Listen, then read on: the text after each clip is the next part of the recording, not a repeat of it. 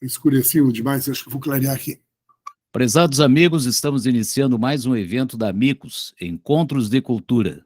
Os trabalhos serão conduzidos pelo nosso presidente, engenheiro Vladimir Ortiz da Silva, a quem nós passamos a palavra. Muito obrigado, Paulo Regis. Meu boa noite a todos.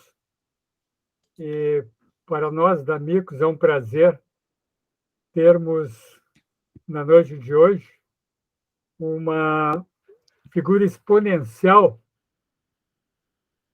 gaúcha e brasileira, que é o Leonid Israev. O Leonid, né, é pessoa por demais conhecida, profissional de alta capacidade, e tem, ao longo do tempo, né, atingido níveis na sua área muito elevados. O Leonid é um fotógrafo, jornalista e editor de livros de arte. Foi ex-fotógrafo das revistas Veja e Exame e também dos jornais Estado de São Paulo e O Globo. Foi eleito fotógrafo brasileiro do ano pela Associação Paulista de Críticos de Arte. Autor, junto com Barbosa Lessa. Barbosa Lessa, todos conhecemos, né? Um mito do tradicionalismo gaúcho, escritor, poeta, né? Autor do hino do tradicionalismo gaúcho, então, figura também conhecida. E o Leonido, juntamente com ele, fez a primeira divisão cultural do Rio Grande do Sul, chamada de Os 12 Rio Grandes. Ele também recebeu a comenda das Hortênsias em 2014, concedido pela cidade de Gramado. Foi convidado a expor e expôs em 2 bienais de São Paulo. Foi ex-presidente da TV Educativa do Rio Grande do Sul, autor do livro do Centenário de Érico Veríssimo, eleito livro do ano, recebeu 2 vezes a medalha de ouro no Prêmio Colunistas, também recebeu a medalha do Mérito Rio-Grandense, outorgado pelo governador do Rio Grande do Sul. E foi o mais premiado e reconhecido fotógrafo gaúcho, autor do livro Rio Grande do Sul, edição especial, e também foi patrono da Feira do Livro de Gramado em 2018. Isso aqui, sinteticamente, espelha, né, a atuação do Leonid ao longo dos anos, tá? O que certamente, com a palestra dele, vai nos dar um conhecimento maior de sua atuação, né? E, inclusive, nos proporcionando levar essa informação através do YouTube e do Facebook a uma quantidade maior de pessoas para saberem realmente, né, o conteúdo de uma trajetória que, ao nosso ver, sempre deu certo, Leonid. Então, te cumprimentamos antecipadamente por ter aceito o convite de se juntar a nós, que somos sedentos por conhecimento e por cultura. A palavra está contigo. Olha, uma honra poder estar presente, sem dúvida, e poder compartilhar com vocês um pouco da minha experiência e da minha lida durante todos esses anos, principalmente pelo Rio Grande do Sul. Quando eu fui fotógrafo da Veja, eu viajei muito por vários lugares do mundo, mas nunca nenhum lugar me deu tanto prazer e tanta alegria e tanto conhecimento quanto esse caldo cultural imenso que é o nosso Rio Grande.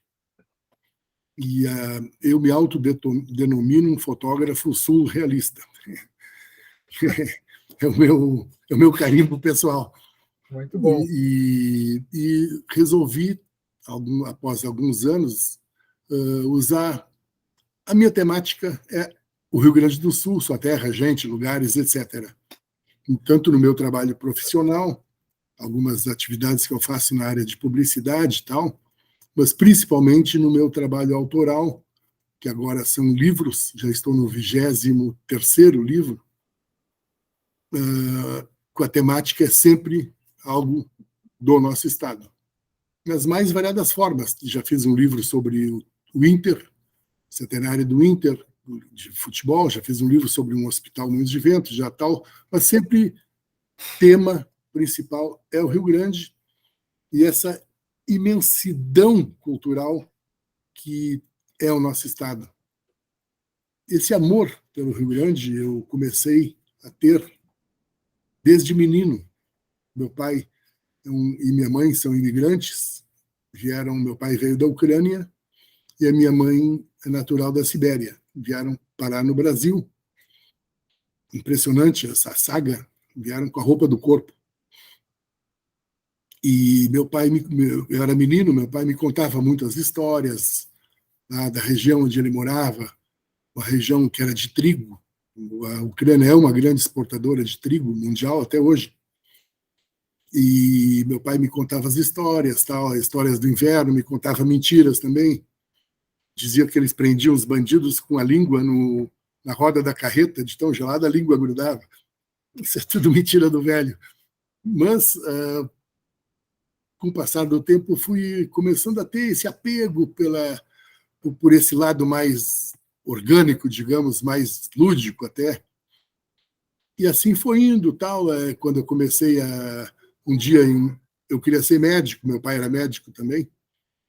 Estava me preparando para medicina, para fazer o vestibular de medicina. Aí tinha meu cunhado que trabalhava na Zero Hora e aí eu resolvi virar fotógrafo. Eu queria ser astrônomo, acabei virando fotógrafo.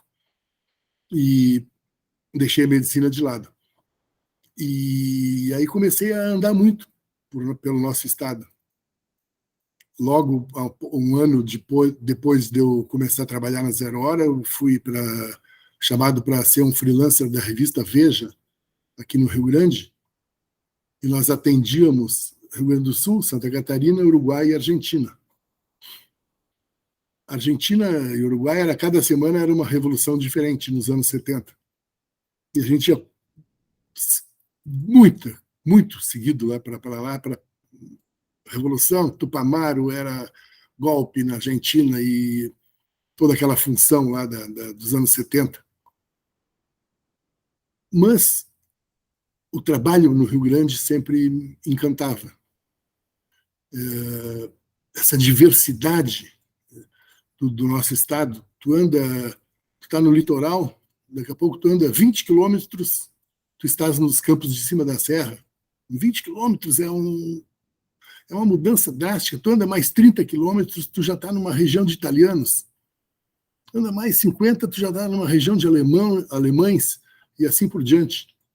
Então, essa variedade imensa me encantava sempre. Um trabalho que eu fazia anualmente, não sei se estou falando muito ou vamos trocando ideias. Solto. Mas vamos bater bola aí, ping-pong, tá, pessoal? Depois entra ping-pong. as questões aí, ping-pong. Tá. Uma empresa que me chamava anualmente para fazer um trabalho muito interessante, chamava-se Samrig, Sociedade Anônima Moinhos Rio-Grandenses. Eles faziam a cada ano um relatório empresarial ilustrado com temáticas culturais. Aliás, foram um dos maiores trabalhos culturais que esse Estado já executou durante esses anos, foram esses relatórios anuais da Samrig fantásticos. E eu tive a oportunidade, de fazer uns 10 relatórios desses, e que era um trabalho grande, tomava, às vezes, quase um ano. Teve um dos relatórios que a gente fez, chamava-se Arte da Terra, no qual nós documentamos o vinho do Rio Grande. Foi o primeiro grande trabalho sobre o vinho, tá aí bem nessa época, inaugurou a Almaden. Inaugurou a Almaden lá em Livramento, a vinícola Almaden, que hoje pertence ao grupo Miolo. E aí, esse trabalho eu estava fazendo junto com o Luiz Fernando Veríssimo, ele fazia os textos. Eu fiz uma foto do gaúcho, um gaúcho mesmo, a rigor mesmo, andando no meio dos parreirais, um cenário completamente inusitado. Hoje é normal isso, mas aquela imagem me marcou muito, um gaúcho de a cavalo no meio do pampa, no meio do parreiral, e o parreiral no meio do pampa. Era um cenário impressionante, aparecia lá no fundo o Cerro Palomas de Livramento.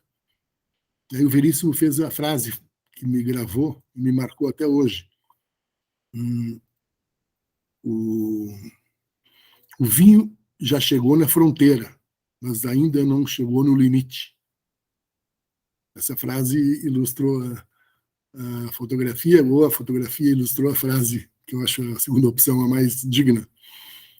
E assim a gente foi indo. Daqui a pouco, para o preparo, a criação da ideia do relatório de cada ano vindo, era um jantar que a Sanrig fazia, que convidava o pessoal da agência de propaganda, algumas pessoas do ramo cultural. Eu participava também como fotógrafo. E uma vez chamaram Lessa Barbosa para palpitar. Vamos fazer alguma ideia, tal, um próximo relatório, tal. Nós já tínhamos feito um relatório chamado Mar de Dentro, sobre a Lagoa dos Patos. Já tínhamos feito vários outros temas, um chamado O Gaúcho Ontem e Hoje. Esse da Lagoa dos Patos, gostaria até de depois falar, foi muito legal também. Depois, aí tivemos esse jantar, que todo mundo tomava um trago forte lá, para lembrar, para criar o próximo tema do próximo ano, né? E aí o Lessa chutou lá a diversidade, o caldeirão cultural do Rio Grande. Bah, tá aí. Aí eu fui fazer a viagem, fiquei, eu acho que uns 2 ou 3 meses circulando pelo Rio Grande com o Lessa. Foi um dos momentos mais lindos da minha vida, profissional e pessoal também. De noite eu ficava lá tomando uma coisinha com ele falando, contando as histórias, contando a vida, contando como é que começou a questão do tradicionalismo e falando de Piratini, que era a cidade onde ele nasceu. Até outro dia eu estive lá em Piratini e fui lá visitar o túmulo dele. E aí começamos a viajar pelo Rio Grande em busca dessa diversidade étnica, cultural e geográfica. Nós tínhamos que unir 3 fatores numa mistura só, com uma dificuldade imensa. E conseguimos. Claro, conseguimos. Eu auxiliei o Lessa. O Lessa que é foi o craque no negócio.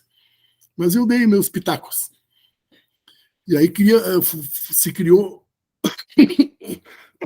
Desculpe, eu estou no gripão bonito aí. Se criou os 12 Rio Grandes, que vou ver se eu consigo nominá-los. Região metropolitana, que é o caldo de tudo, onde se mistura o alemão com o italiano, com o polonês, com tal. E depois temos o litoral norte, com as suas características próprias. Litoral sul, que é a praia mais longa do mundo, Rio Grande. Região central, onde fica Santa Maria, Mata, terra dos dinossauros.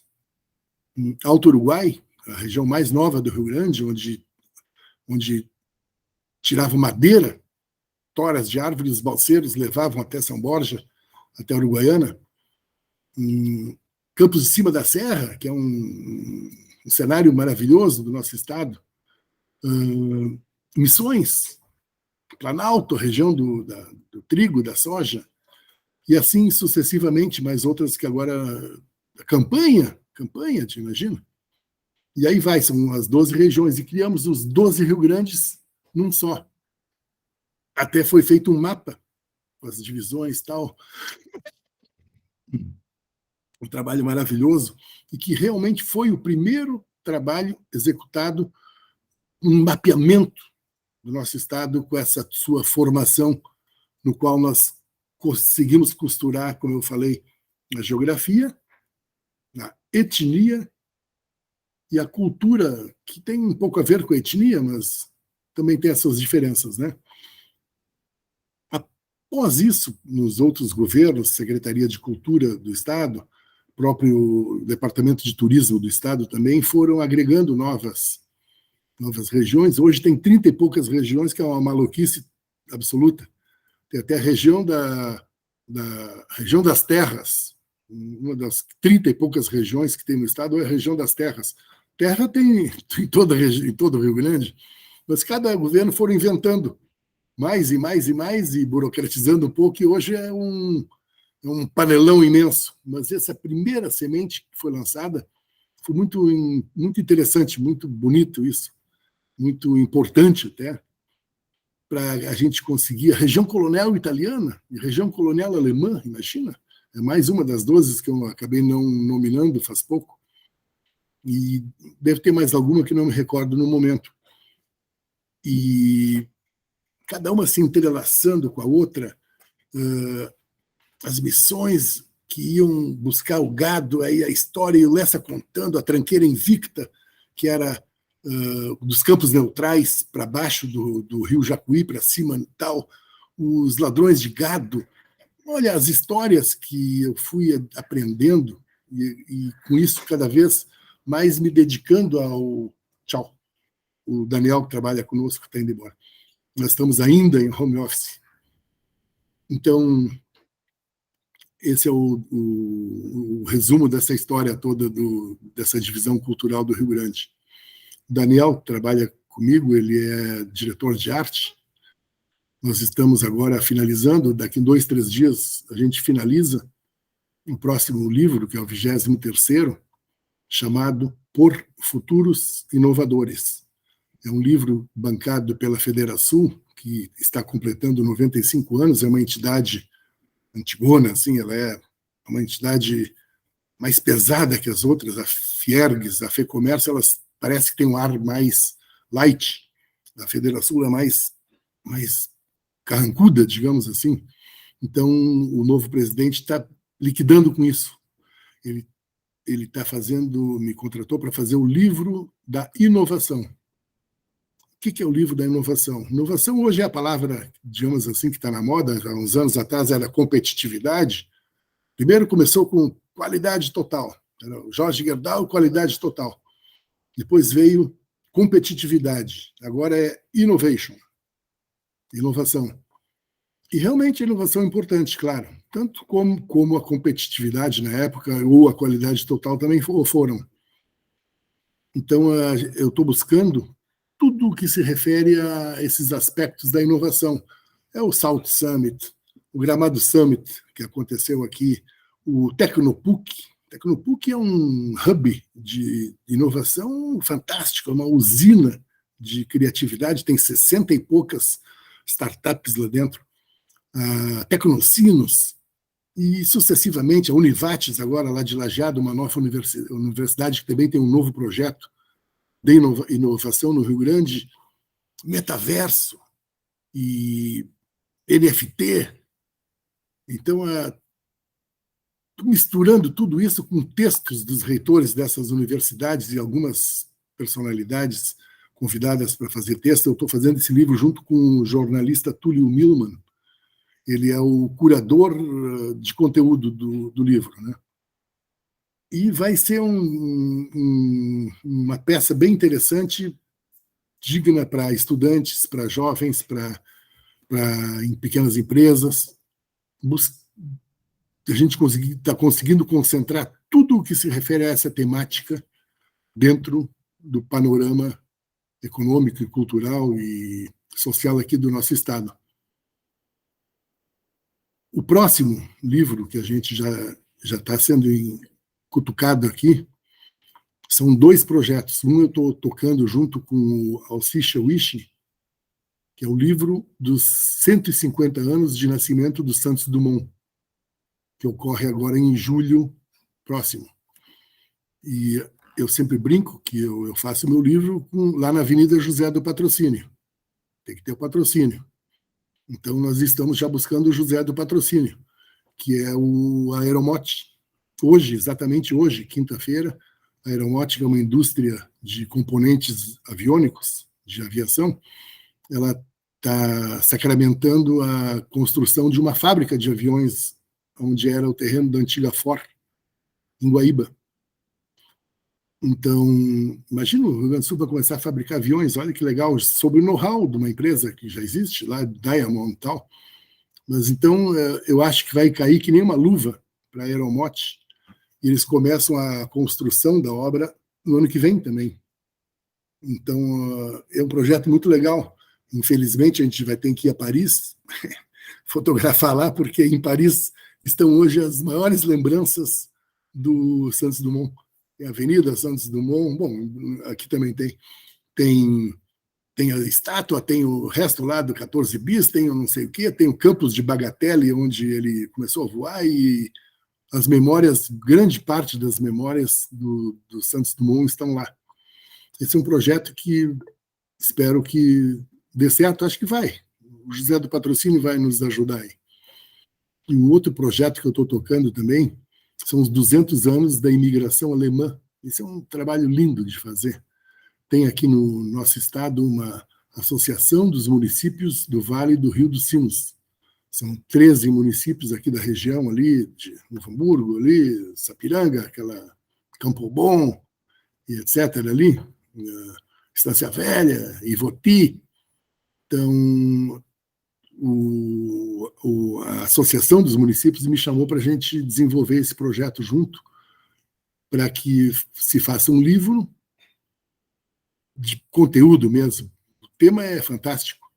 Eu vou começar a fotografar agora, já durante as Oktoberfest, que é uma pena, né? É ruim, tem que fotografar numa Oktoberfest, você é obrigado a tomar um chopinho lá e comer um Eisbein.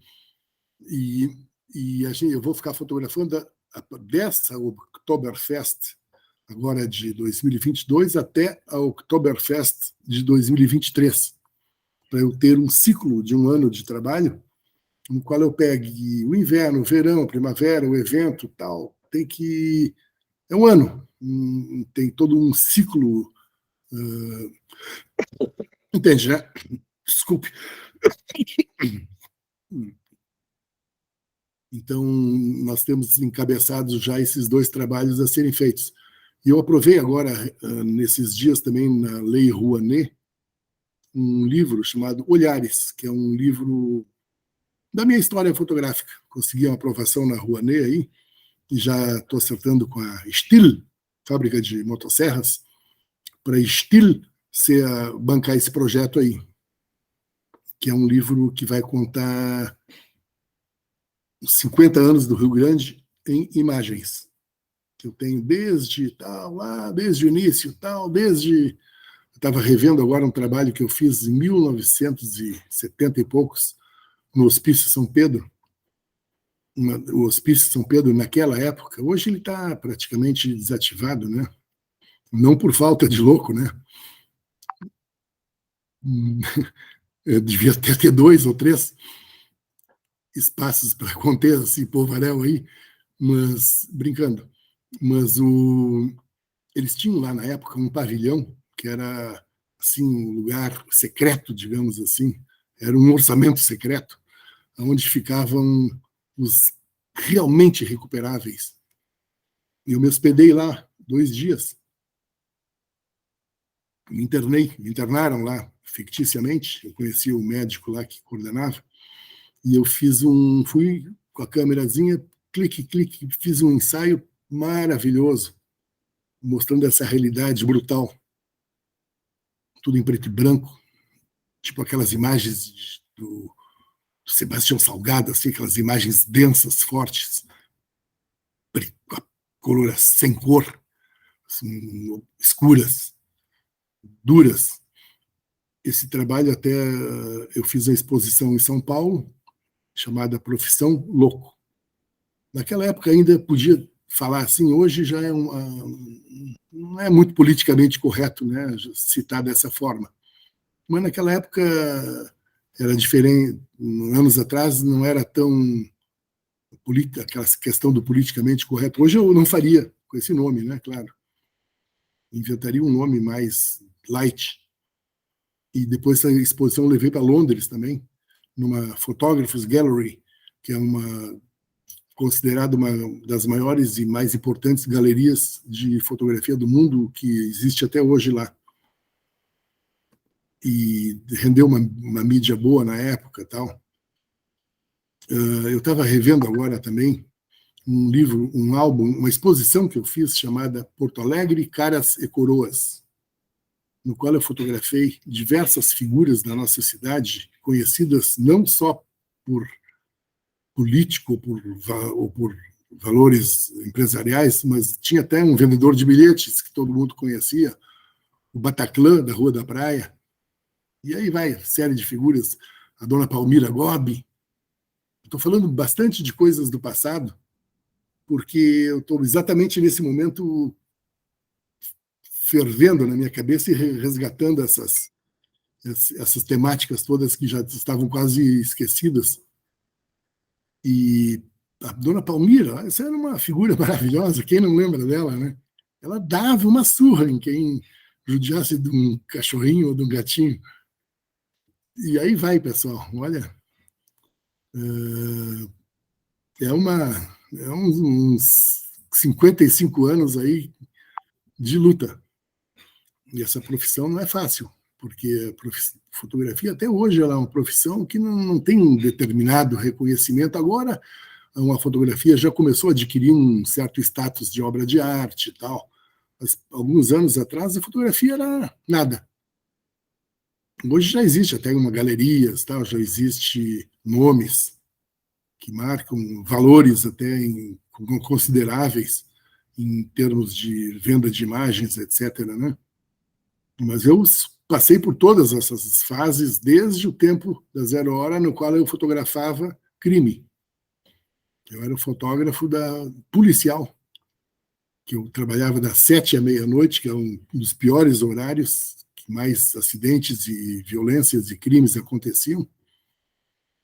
E eu era o fotógrafo do presunto. Naquela época se fotografava o presunto, hoje não. Presunto, no jargão jornalístico, são mortos, né? Hoje não se faz mais isso, até por ética, né? Então, passei por bons e belos momentos e estamos aí, né, pessoal? O que eu posso ser mais útil aí? Vamos lá, né? Eu não quero ficar só eu falando, tia. Está ótimo, Leonida. E tanto está que o pessoal, tu nem tinhas chegado à metade, já estavam levantando a mão aí para fazer questionamentos. Vamos lá, vamos fazer o ping-pong. O Eduardo Fará foi o que primeiro levantou. Fará, contigo. Ele é parente do Armando Fará?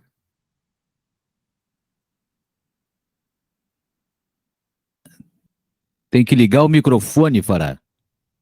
Tá comigo? Isso. Opa, tá me ouvindo? Opa, foi meu pai, Armando Fará, meu pai. Ah, é? Pô, falecido.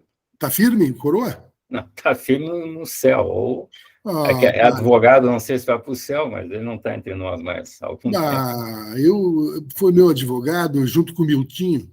Isso, o sócio dele, ele está vivo. Né? Miltinho Terra Machado, né? Isso. Querido Armando, tia. Era o rei do quibe.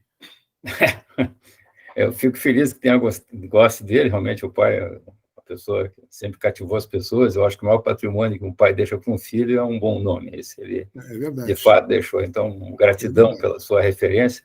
Eu queria aproveitar também e dizer que eu fui assulado aqui, falando em aviação, falando em Santos Dumont, aí está o meu campo.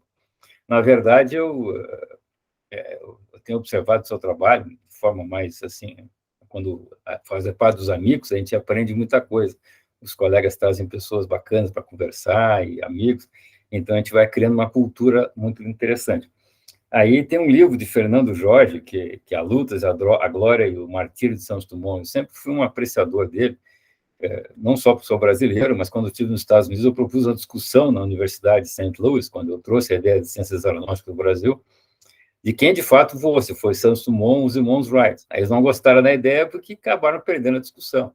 Eu falei no final, como diz o Santos Dumont, até catapultando até locomotiva voa, né? Então eles não gostaram da história. Mas se os senhores vão fazer um trabalho na área aeronáutica, eu ficaria muito satisfeito em contribuir assim de forma lateral, alguma dica, porque é muito importante vocês também lembrarem que tem muita coisa dele aqui no Brasil, né?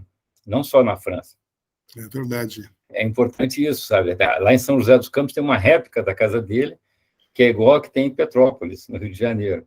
Mas é muito importante esse tipo de construção que os senhores querem fazer, porque traz e resgata um assunto que os americanos têm como tabu. Os irmãos Wright fizeram um voo catapultado. E o Alberto Santos Dumont, que é mais conhecido como inventor do relógio e outras coisas.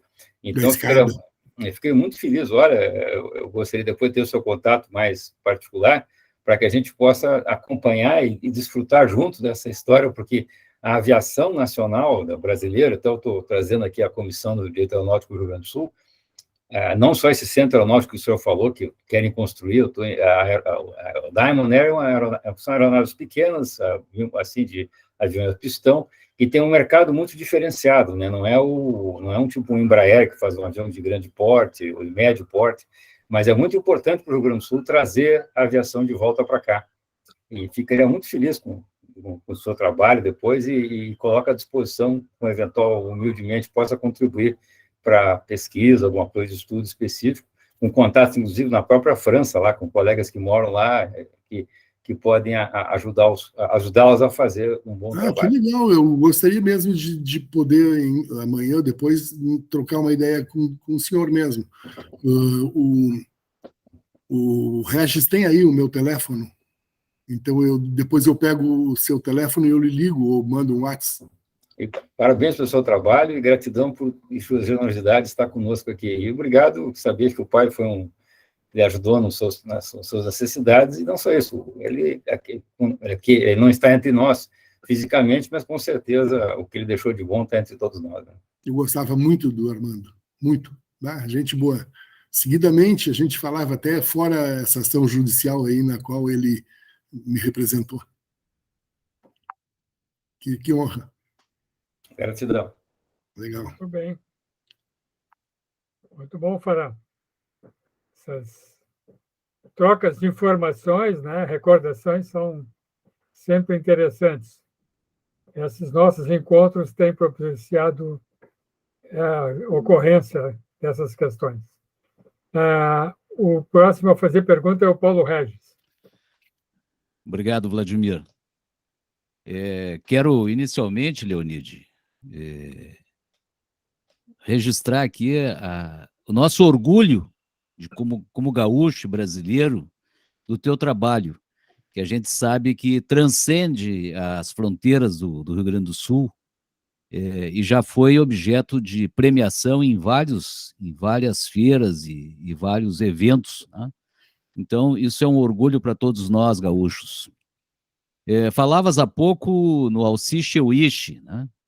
E eu quero também registrar aqui a minha alegria em ouvir isso, porque eu também já sabia, e ele mesmo registrou na palestra que fez no dia 13, né, alusiva à Guerra dos Farrapos, do livro dele, A Guerra dos Farrapos, né, que está na 12ª edição. Ele comentou e fez elogios à tua pessoa. Então, eu também quero registrar aqui isso, não quero deixar passar sem esse registro, né? Eu sei que o senhor é ligado ao curso de literatura que ele faz, né? Sim, eu sou aluno da oficina literária dele. Isso, oficina literária. A gente aí aprende muito com o mestre, né? Então, a gente nunca vou conseguir chegar próximo, mas eu aprendo, assim como a minha professora aqui, que está assistindo também, a professora Maria Lúcia. A gente tenta imitar, mas conseguir mesmo não se consegue, né?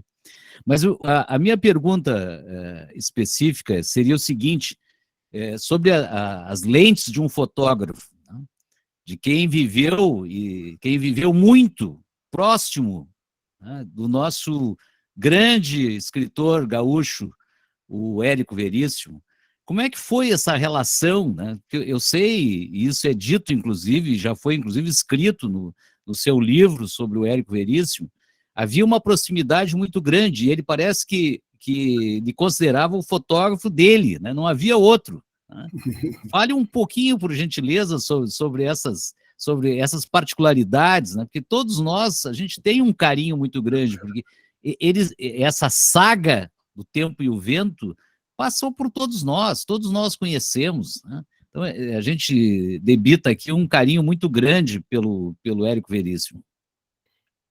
Olha, uma vez, eu trabalhava na Veja, me chamaram para fazer uma foto dele, não me recordo qual era uma reportagem. Era uma reportagem simples, assim, nasceu talvez o lançamento de um livro, tal. Aí não era uma reportagem daquelas de capa da revista, era uma matéria. Fui lá fotografar, tal, fiz a foto dele, eu era cabeludão, tinha uma cabeleira daqui até assim, até o cabelo violento mesmo. E aí fiquei conversando, ele me olhava, e esse teu cabelo? Tal, e aí tal, fiz as fotos dele, tal, fui embora. Saiu publicado lá uma fotinha pequenininha, preto e branco, na Veja. Passou-se algum tempo, a revista resolveu fazer uma matéria de capa com ele, por causa do lançamento. Não me recordo qual livro, acho que Solo de Clarineta. Não me lembro qual livro era o lançamento. Aí eu liguei para o Érico. Érico, eu preciso fazer uma foto para a capa da revista. É uma foto importantíssima. E daí ele disse, então, Leonide, tu vem aqui de tardezinho, porque a cor do entardecer de Porto Alegre me lembra os trigais maduros de Cruz Alta. Essa frase nunca foi escrita em nenhum lugar. Essa frase é oral, cultura oral. E ele me falou, mas eu nunca esqueci isso. Aí realmente fizemos a foto de tardezinho, saiu na capa da revista. Passamos a ser mais amigos, assim. Aí, uma certa feita, ele me convidou para ir na casa dele um dia.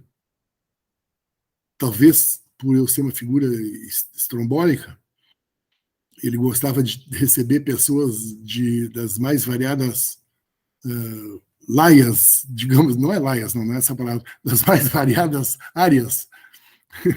Então, eu estava lá, era Ulisses Guimarães, Paulo Brossard, não sei o quê, o Chico Stockinger, ele gostava de receber pessoas variadas para noitadas com vinho. E uma dessas eu fui convidado também para participar como um cabeludo. E aí passamos a ser amigos. E de vez em quando eu ia visitá-lo. Obviamente, sempre com a minha câmera, sem dúvida, inseparável. E assim eu fui criando um acervo de imagens muito grande do Érico. Um acervo imenso mesmo. Que sempre, o tempo ainda não era virtual, era negativo, ou slide, guardava numa caixa, tinha lá, caixa Érico. Aliás, tem essa caixa até hoje, uma caixinha de papelão assim. Aí, depois o Érico faleceu, em 75, né? Faleceu. Passaram-se alguns anos, 2005 foi o centenário. Bom, vou fazer um livro dos 100 anos do Érico, tia. Fiz o livro, editei, lancei. Esse que tu acabaste de mostrar é a primeira edição do livro, na qual, depois do lançamento do livro, eu montei uma exposição lá no Shopping Iguatemi, comemorativa também aos 100 anos do Érico, chamado assim, Érico, fotos que ninguém viu. E eram as fotos que durante 30 anos, eu acho, ficaram guardadas nessa caixa, escuras, guardadas. E um dia eu abri essa caixa, era uma caixa de surpresas. E demorou para abrir. Acho que uns 30 anos tinha. E aí fiz essa exposição, e aí eu descobri que eu já nem me lembrava direito algumas fotos dele caminhando pelo bairro com a dona Mafalda. E eu escondido lá de longe, clique, clique, clique. Eles entraram no ônibus. E depois tem uma foto clássica que eu fiz dele com um gato preto passando. E aí esse acervo me acompanha até hoje. Quando criaram o Centro Cultural CE Érico Veríssimo. Eu fiz a doação de cópia de todas essas imagens, uma doação não comercial, para permanecer esse acervo, e hoje essas imagens todas estão, cópia delas também no Instituto Moreira Salles, que tem grande parte do acervo do Érico, que é uma pena. Outro dia botaram em leilão os originais do livro Noite. Estava no Daniel Chayeb, leiloeiro. Eu vou comprar esses originais. E aí fui até onde deu para mim, era R$10.000, eu não consegui mais, não tinha bala na agulha para adquirir o restante, para dar um lance maior. Alguém acabou ficando com os originais, uma pena. Eu queria doar de volta. Quando eu fiz a exposição, um livro, em 2005, aí eu fui até São Paulo, nos arquivos da Editora Abril, onde grande parte de fotos também estavam arquivadas lá. E achei no meio dos arquivos o convite, o cartão de comunicação do nascimento do Érico, original. Abigail e... esqueci o nome do pai do Érico, compartilha o nascimento do seu filho Érico, Cruz Alta, 15 de dezembro de 2000 e tal. 2000 não, de 1000 e tal. E peguei esse cartão, doei para a família de volta. Doei para o Luiz Fernando. Está lá na parede da casa deles. Imagina o cartão de nascimento. Estava perdido lá nos arquivos da Editora Abril. Foi quando fizeram a matéria de capa. Eu acho que o jornalista que veio de São Paulo pegou lá do Érico tal, e não devolveu. E pelo menos ficou lá e eu surrupiei de volta. Então, agora fiz a segunda edição do livro, recentemente. Então, eu fui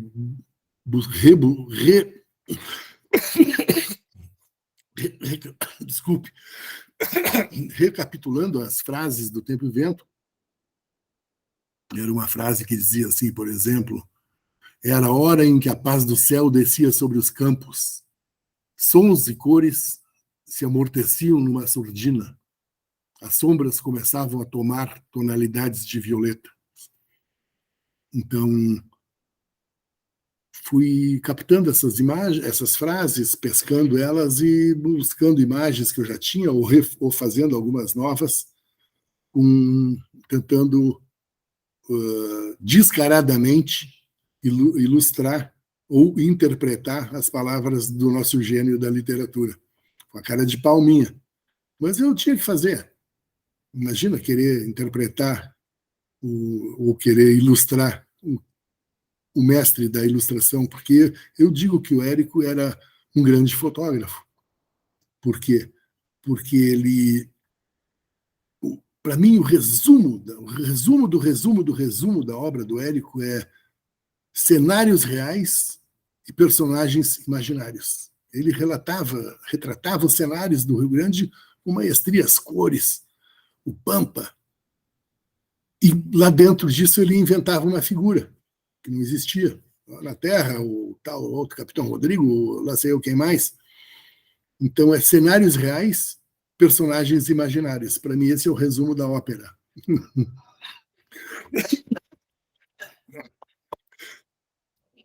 Barbaridade, a tossezinha tá boa, estou tomando aqui um spray aqui para ver se melhora um pouco. Desculpe, hein, pessoal. Fica tranquilo. Muito obrigado, muito obrigado. Para tu descansar um pouquinho, o Flávio Besser vai fazer uma pergunta. Opa! Bom, isso aí, Leonide, só quero saber se esse spray tem espuma ou não. Mas, enfim, nós agora sabemos que o Leonide, além de ser um cara que cria muita imagem, entendeu? É um cara também bom de papo, né? Enfim, foi muito... Apreciamos muito aí a tua história, a tua conversa, enfim. Nos situa. Eu quero aventurar numa coisa, né? Tu dissesse que toda hora tu estás fumegando aí a tua cabeça, buscando novos ensaios a serem feitos, né? E pela tua origem me veio enfim, me veio uma ideia assim, né, que eu acho extremamente importante, porque a humanidade hoje está muito orientada para a destruição, né? Enfim, não vou falar muito sobre isso, mas tem as Torres Gêmeas, né? Aqui no Brasil tem a Amazônia, e tem a guerra da Ucrânia, que está destruindo com o país, né? E é uma guerra diferente, porque não se dá nos frontes de combate, né? Os combates são feitos contra os prédios, contra os edifícios, e as pessoas, na verdade, a população civil que ela está sofrendo com isso, né?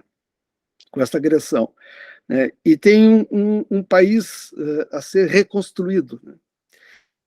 E seria muito legal, né, se por acaso, né, pudesses fazer um ensaio sobre a reconstrução da Ucrânia, fazendo a volta, quer dizer, saindo dessa coisa da destruição, da guerra, etc., para mostrar como tem um povo solidário, e o povo ucraniano e está demonstrando valentia, né? Imagina uma guerra completamente, no início, assim, inacreditável, né? Porque os países eles são muito desiguais em termos de força militar, né? Uhum. Mas estão lá, estão, inclusive, conseguindo não só resistir, mas como reconquistar algumas coisas. E essa nação precisa ser reconstruída, né? Nós estamos vendo isso, né? As grandes cidades estão sendo praticamente todas elas destruídas, né? Mariupol, etc., outras. E tu retratas muito bem pessoas, que eu acho que a grande virtude da fotografia, entendeu? Ela é imprimir um conceito visual, mas que mostra, entendeu, o valor que tem o ser humano, né? E tu retratas assim o gaúcho e fizesse referência a isso muito bem, né? E eu acho que está faltando um pouco se colocar nesta questão aí que eu apontei da guerra, né? O valor que teria as pessoas na reconstrução desse país, né? Que inevitavelmente terá que ser feita, né? Sem dúvida. Enfim, entendeu? Como tu tem origens de lá, né? Seria ótimo, né?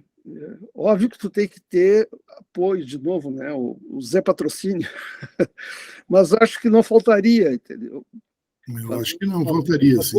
Eu acho que enfim, a ONU, organizações internacionais poderiam fazê-lo assim, mas seria muito interessante, Leonide, que tu pudesse expressar com essa tua capacidade que tens, né? Porque a lente é o teu instrumento, né? Mas, na verdade, o teu caráter criativo da fotografia que exprime, que expressa, né, aquilo que tu queira, que tu gostas de passar, né? Uma bela ideia, né? Enfim, estou aqui meio que conversando um pouco para te poupar a tua voz, mas, enfim, também tentando ser, porque eu estou expressando isso pelo desejo que eu tenho, entendeu? De fazer uma recomposição desse conceito, né? Em vez de nós partirmos para a disputa, fazer pelo contrário, né? Partir para um projeto de reconstrução, né? E eu acho que a Ucrânia vai ser um bom exemplo para isso. Essa gente aí é gente dura. Os russos e os ucranianos são duros, né? Meu pai era uma dureza, era de uma doçura, mas a dureza de resistência. Meu pai me contava as histórias do Taras Bulba, que era o seguinte: teve uma vez numa luta lá, acho que era com os otomanos lá, numa guerra que teve lá. Guerra houveram muitas, que mandaram a carta lá para o Taras Bulba se render. Eu tenho essa gravurinha, meu pai me deu guardada até hoje. E aí o Taras Bulba fez uma festa para os seus próximos ali da sua equipe militar para responder. E a resposta, tem eles comendo pernil inteiro assim. E a resposta, o Taras Bulba não tinha cabelo, só um chumaço atrás, era um braço que era dessa grossura. A resposta deles foi a seguinte: quem são vocês para pedirem que a gente se renda? Vocês nunca mataram um porco-espinho com a bunda. Aquilo que resposta. Está na história, hein? Não é Não é conversa do meu pai, está pesquisa aí que no Google tem essa história. Olha a resposta da fera, tia. Imagina, coisa de louco. Então, de duro, os ambos são duros. Isso aí vai terminar numa tragédia, ou eles vão se acertar. Não sei, porque pena que os Estados Unidos está enchendo o saco lá na volta, né? Porque se não tivesse os Estados Unidos enchendo o saco, eles iam se resolver. Claro, pô. Iam se acertar. A pena que tem um por trás, né? Fomentando. Eu acho que é isso. Não sei se eu estou muito certo ou errado, mas eu acho que alguém está fomentando por trás para enfraquecer a União Soviética, a Rússia. Mais ou menos por aí. Tem interesses geopolíticos, todo mundo sabe disso, né? Tem interesses geopolíticos por trás disso. Tem gás, exato. Petróleo,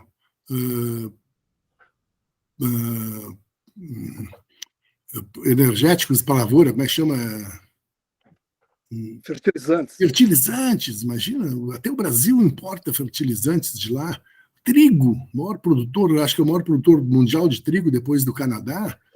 Loucura, né? Então, aquela região é muito produtora e enorme, né? Enorme, enorme, enorme. Eu infelizmente, ainda não conheço, eu estou louco para ir lá, tia. Não fosse ainda? Ainda não, pô. Pô, não pode? Eu já avisei aqui para minha esposa que quando a gente for, a gente está se organizando aí, eu vou tomar uma garrafa de vodka inteira quando chegar lá. Aproveita essa sugestão do Presser aí e já toma roupa. Mas o tempo está passando e nós temos o Vitor Hugo também, que quer participar aí com algum questionamento. Vitor? Uma boa tarde a todos. Eu entrei na apresentação e não cumprimentei. Eu tenho como hábito cumprimentar, mas não foi por falta de educação, e sim porque o Paulo Reis estava falando e eu achei melhor ficar calado. Mas eu queria lhe parabenizar pela excelente palestra e, como colorado, eu me interessei pelo livro dos 100 anos do Inter. Poderia abordar um pouquinho? Esse livro do Inter, o Pífero, só um pouquinho. Tranquilo, fica tranquilo. O Pífero me chamou para fazer, na época, o então presidente. Aí foi um trabalho muito profundo. Busquei em arquivos, em jornais e tudo que tinha de material histórico. E tem um grupo lá não era grupo de WhatsApp, era um grupo de e-mail, com 100 mil e-mails dos 100 mil associados. Pedimos que mandassem imagens, então recebemos lá o primeiro cartão do primeiro sócio, não sei o quê, a foto lá do Figueiredo, não sei o quê. E uma vez eu estava fotografando no antigo estádio dos Eucaliptos, fotografando o que restava de lá. E na noite anterior tinha dado um toró forte, tinha caído um galhão lá de eucalipto da árvore. Aí eu chamei os carroceiros, lá, leva esses aí, leva. E levaram lá para o meu estúdio, que era em Porto Alegre, e juntamos 40 mil folhas de eucalipto do estádio dos Eucaliptos. E cada foram 40 mil livros.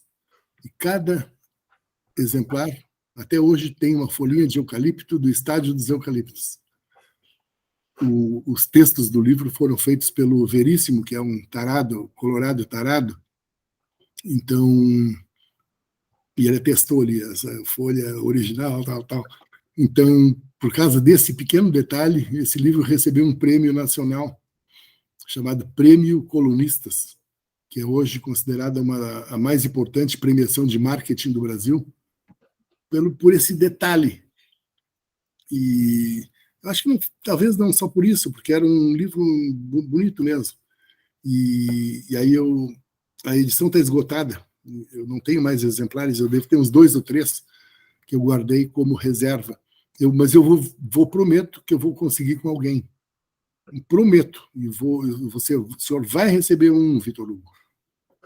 Tá? Colorado tem que respeitar um colorado. Fico muito grato. Me perguntaram se eu ia fazer o livro do Grêmio. Eu disse, olha, meu amigo, eu não vou fazer porque não tem demanda. Não tem demanda. Muito bem. Peninha ficou furioso comigo. Só imagino. Podia fazer um agora da ressurreição do Grêmio, né? Se me permite, né? Podemos, né? Vamos ver, né? Vamos ver como é que o Renato vai se comportar. Tem que ver se essa ressurreição vai ocorrer ou não, né? Ou vai ser a morte morrida. A grande questão atual é porque a Rainha Elizabeth subiu antes do Grêmio. Mas brincadeiras à parte, Leonid, estamos chegando ao final do nosso encontro. Que pena. É uma pena, tá? Mas foi realmente um prazer enorme tê-lo aqui. A gente que já acompanha o teu trabalho há muito tempo, tá? Sabe da tua capacidade, né? De que todas as premiações que tu recebesses até agora, elas são pequenas diante da tua capacidade. Então, deixa eu contar mais uma aqui. Eu fui fazer, junto com o Alci, um livro sobre as missões, que é uma reedição de um livro que ele já tinha feito anteriormente. A história do CPE, é um romance histórico da história do CPE. Aí passamos alguns dias lá, eu e o Alci, fotografando. O Alci é bom de papo, falava bastante, contava, e a gente brincava de noite, tomando uma cerveja. E aí me dei conta da frase do Sepete Araju, Coivi o Guereco Yara, em Guarani, quer dizer, esta terra tem dono. Coivi o Guereco Yara. Agora, recentemente, a Funarte, Fundação Nacional da Arte, lançou um edital de um prêmio chamado Prêmio Marc Ferrez. Marc Ferrez foi um grande fotógrafo dos anos do século passado que fotografou o Rio de Janeiro. Aí eu mandei um trabalho contando a história. É um PDF, né? Um PDF com um som. Um filmezinho, assim, um videozinho. E ganhamos o prêmio, porque contamos a história do CPE, que ele defendia a terra tal, e que os índios foram dizimados, e na hora de ir embora botaram fogo, e a última foto era existe lá no Museu das Missões um Cristo lá queimado, calcinado de madeira, os restos, e ganhamos o prêmio, eu e o Alci. Que legal. Mas tu vais falando, as pessoas não querem que acabe. Estou vendo que o Fará levantou a mão ali para fazer um novo questionamento. Fará? Não seria questionamento, eu queria uma proposta. Será que o amigo gosta de história? A proposta é ser uma questão técnica. Esse é o momento que o Rio Grande do Sul busca qualificar a sua participação em muitos setores. Então, seria interessante a gente fazer um trabalho pequeno, com fotos e alguns artigos, sobre a questão da aviação no Rio Grande do Sul, sabe? É um tema que foi esquecido, a Varig não está mais aqui, a VEM foi embora, nós não temos mais manutenção aeronáutica de bom nível, e agora os aeroportos do interior já estão conectando Santa Maria com São Paulo, Florianópolis, assim vai. Eu acho que seria um momento interessante resgatar a história da aviação nacional, não só Santos Dumont. Existem muitos gaúchos aqui que contribuíram para isso, sabe? Talvez colegas, aviadores, mecânicos, engenheiros. Uma proposta também em outro trabalho, claro, tem muita coisa mais importante, mas ficaria honrado se nós pensássemos nesse ponto, até porque o Rio Grande sem aviação não teria sido o que ele é hoje, né? É verdade, eu tenho uma ligação grande com a Varig. Aliás, todos os gaúchos têm. eu era fotógrafo da revista da Varig. Eu viajei por vários países do mundo para fotografar para Ícaro. Lembra da revista Ícaro? Sim, eu fui piloto da Varig, então eu talvez tenha lhe levado uns voos nossos, então. E uma vez eu fiz vários países, e uma vez que mais me marcou, nós fomos fazer Benin, antigo Dahomey, na África, do lado da Nigéria, um país do qual vieram a maioria dos escravos negros para o Brasil. Está lá esse país, Benin. Ele é do lado da Côte d'Ivoire, Costa do Marfim. Aí passamos uns dias lá fotografando a Costa do Marfim.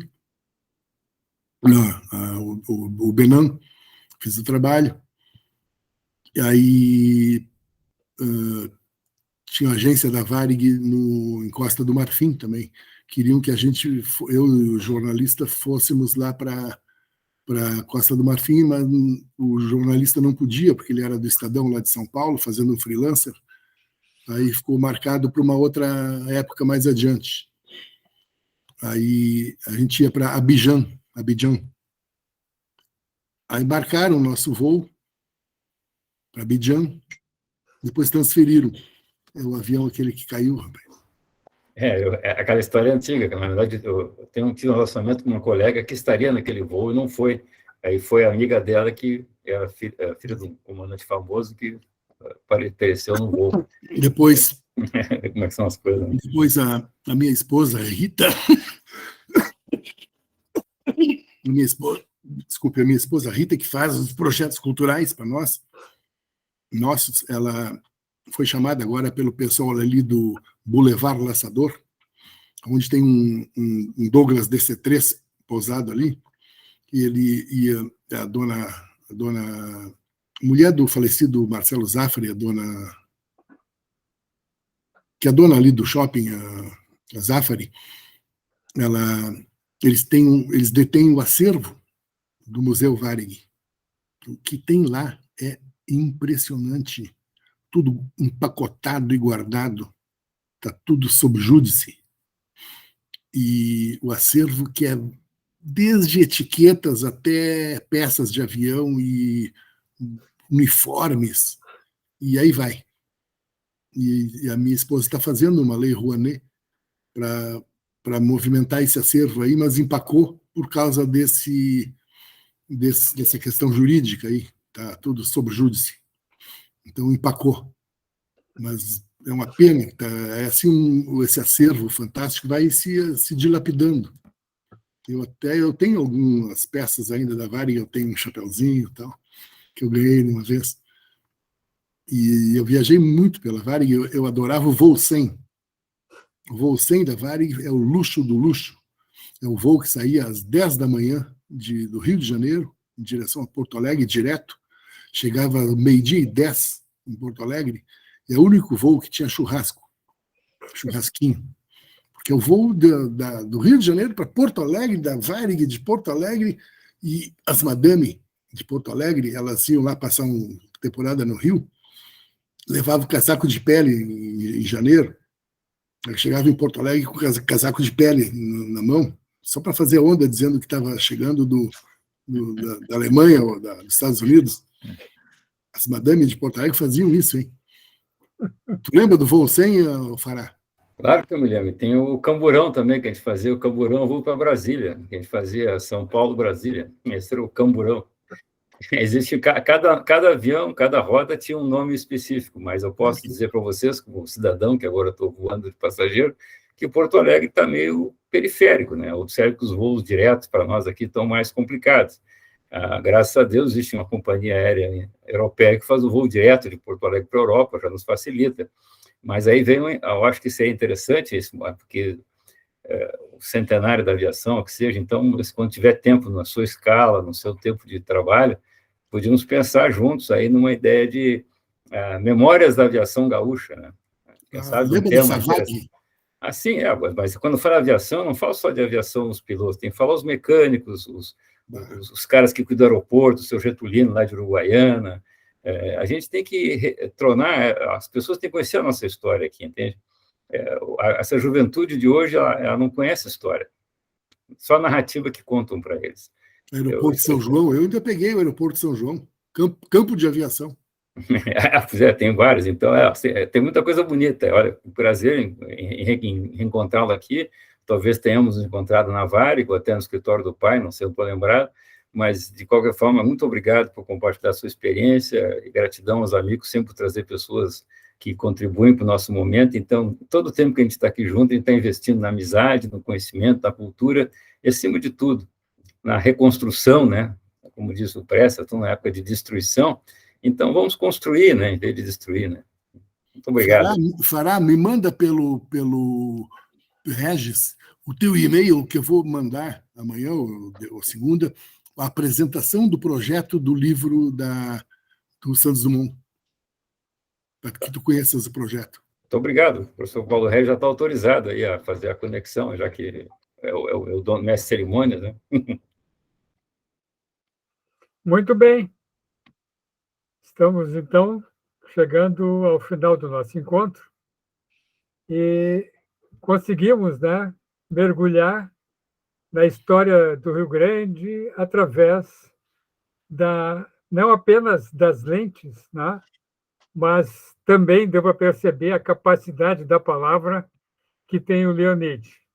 Né? Nossos cumprimentos, agradecimentos, e eu verificando, né, na tua história, né, a gente vê as grandes coisas, né, a riqueza do teu conhecimento e que tu trouxe ao Brasil e ao mundo, ao Rio Grande do Sul, né, esse conhecimento que eu verifiquei, né, olhando um pouco de informações sobre ti, que tudo começou quando tu tinha 11 anos, né, e que tu ganhaste do teu pai um telescópio. Né? Então, eu achei interessante ter lido isso, né, porque tu, através dali, né, já teve a ideia de lente e o encaminhamento teu para tudo isso que tu estás fazendo ao longo do tempo. Tá? O meu pai tinha um escritório na Praça Parobé, onde ainda existe até hoje o edifício da Dabdab. Sim. Ali embaixo tinha uma loja de tecido do Rafael Dabdab. E Praça Parobé, terceiro andar, sala 304. E meu pai saía de vez em quando, eu era nas minhas férias, eu ficava ali na janela. E quando meu pai voltava, eu fazia Agamenon pro camelô que tinha ali embaixo, que vendia o creme milagroso. E o que era o Agamenon? Eu era o primeiro a comprar o cremezinho. Ah, que legal! Eu já comprava e eu ganhava uma propina do camelô. Era o compra fajuta. E fazia Agamenon para o camelô, olha só. Aí o meu pai me deu, eu queria um telescópio. Eu ficava ali na janela do Dabdab ali com o telescópio olhando para o céu. Aí, para olhar do céu e para começar a olhar para baixo, aí eu me transformei num fotógrafo. Quando eu olhava para o céu era o astrônomo e olhando para baixo era o fotógrafo. E aí eu virei retratista. Muito bem. Teu pai já pressentiu, né? Onde tu poderias chegar. O velho era malandro, né? Muito bem, foi excelente, né? Esses momentos que tivemos aí com a tua participação.